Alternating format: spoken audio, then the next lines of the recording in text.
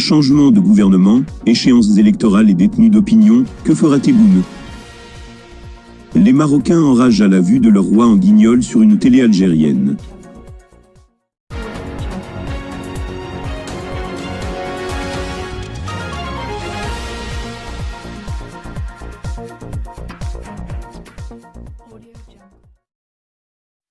Le chef de l'État saisira-t-il le 2e anniversaire du Irak pour opérer des changements dans l'exécutif et prendra-t-il des mesures allant dans le sens de l'apaisement politique?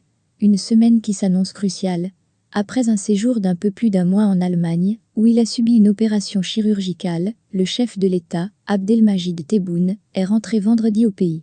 À son arrivée à l'aéroport militaire de Boufarik, où il a été accueilli par les hauts responsables de l'État, il n'a pas prononcé de discours. Mais dès hier, il s'est vite remis dans le bain et a repris ses activités en recevant 3 chefs de parti, Abdelkader Bangrina, président du mouvement El Bina, Abdelaziz Belaïd, président du Front El Moustakbal et Soufiane Gilali, président de Gil Jadid. À leur sortie des audiences, les 3 personnalités ont affirmé que les discussions ont notamment porté sur les futures élections législatives et le règlement de la crise politique.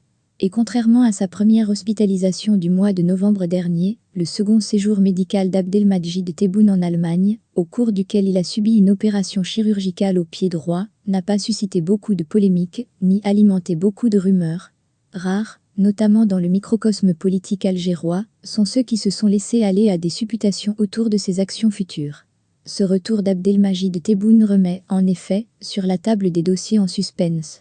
C'est le cas notamment d'un éventuel changement, ou, tout au moins, d'un remaniement gouvernemental, que beaucoup de sources donnent comme imminent. L'on se rappelle que peu avant son départ en Allemagne, Abdelmajid Tebboune n'avait pas caché son mécontentement quant au rendement de l'exécutif. On ignore, cependant, si Abdelaziz Jurad, à l'accueil hier à l'aéroport, restera à la tête du gouvernement ou pas, lui dont le bilan d'activité n'a toujours pas été présenté plus de 13 mois après son entrée en fonction. Mais le changement au sein de l'exécutif semble inéluctable. Et cela est visible depuis plusieurs mois déjà, puisque le chef de l'État lui-même avait exprimé, au moins à 2 reprises, son mécontentement quant au travail de l'équipe gouvernementale. D'abord, lors d'un conseil des ministres, où il avait estimé que le travail des ministres oscillait entre le bon et le mauvais, ensuite, le jour de son départ pour l'Allemagne, le 10 janvier dernier.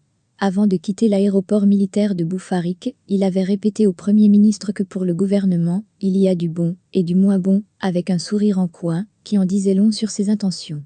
Conséquence de cette défiance présidentielle, hormis quelques-uns de ses membres, le gouvernement donne l'impression d'être paralysé. Même Abdelaziz Jurad, qui avait fait montre d'un activisme débordant lors de la première hospitalisation d'Abdelmajid Tebboune, s'est quasiment éclipsé ces derniers temps. Il en est de même pour le ministre de l'Intérieur, Kamel Beldjoud, qui est supplanté par les conseillers du chef de l'État, notamment ceux en charge du mouvement associatif, et celui chargé du dossier des zones d'ombre.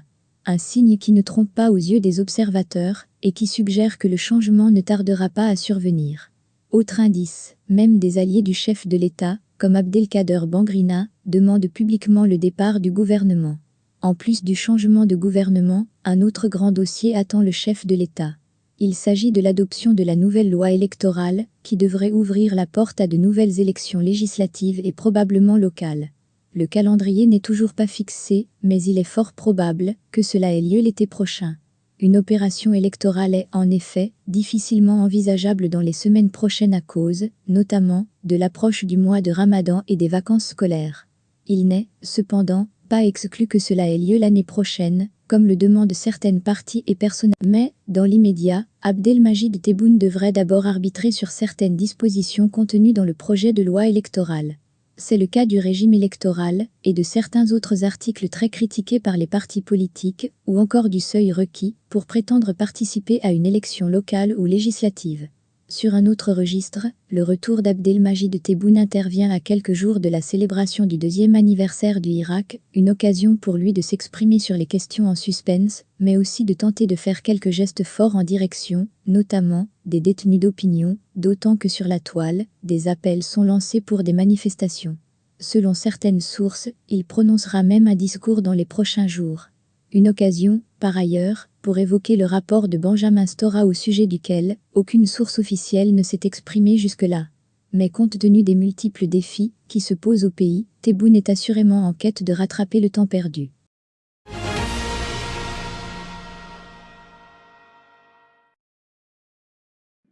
Les Marocains enragent à la vue de leur roi en guignol sur une télé algérienne. Les réseaux sociaux s'enflamment au Maroc, où les internautes ont mal réagi à la présentation de Mohamed VI en guignol, dans une émission diffusée par une chaîne de télévision privée algérienne. Crime de lèse-majesté, s'indignent nos voisins de l'Ouest, chez qui on ne badine pas avec le monarque commandeur des croyants, et d'une moralité irréprochable. Ladite émission a présenté le souverain chérifien en polichinelle présentant sa main à un invité, député de son État, pour que ce dernier s'adonne à la mortifiante pratique du baisement en vigueur au Maroc, et que le Maxan entretient pour faire rappeler aux citoyens leur statut de sujet soumis. C'est sans doute surtout ce geste que les Marocains n'ont pas gobé, s'estimant insultés eux-mêmes. Les réactions sont à la fois virulentes à l'égard de la chaîne en question, et de l'Algérie tout entière, et encomiastiques envers Mohamed VI au sujet duquel ils ne tarissent pas d'éloges. Campagne téléguidée par les services marocains à travers leurs trolls hyperactifs, expliquent des sources qui connaissent bien les dédales du palais royal et ses intrigues. Certains appellent même à rompre les relations diplomatiques avec l'offensant voisin de l'Est, tandis que d'autres exigent le rappel de l'ambassadeur du Maroc à Alger et la convocation de son homologue algérien à Rabat. D'autres, par contre, collectionnent les propos d'Algériens, qui louent les grandes réalisations au Maroc dans tous les domaines, si bien que ce pays avance, pendant que l'Algérie recule. Des internautes algériens ont réagi à cette levée de bouclier en diffusant sur les réseaux sociaux des attaques récurrentes similaires d'humoristes et de youtubeurs marocains, qui passent leur temps à dénigrer l'Algérie, leur faisant ainsi comprendre que l'invective est mutuelle, et que les Marocains sont plutôt enclins à toujours ouvrir les hostilités. Des commentateurs s'étonnent, quant à eux, de ce qu'une émission à caractère folklorique, de niveau bas et grossière puisse faire autant d'effet. Ils estiment que ce tintamarre n'a en vérité pas lieu d'être, et que tout ce cinéma n'est qu'un alibi pour en rajouter une couche dans un contexte, marqué par de profondes divergences entre les deux pays. L'unique but de cette réaction de la Vierge effarouchée est de raviver la discorde, conclut-on encore.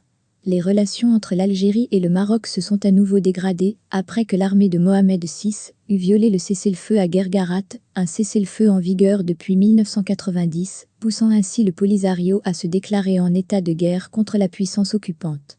Elles se sont envenimées davantage après l'annonce par l'ancien président américain, Donald Trump, de l'établissement de relations officielles entre Rabat et Tel Aviv.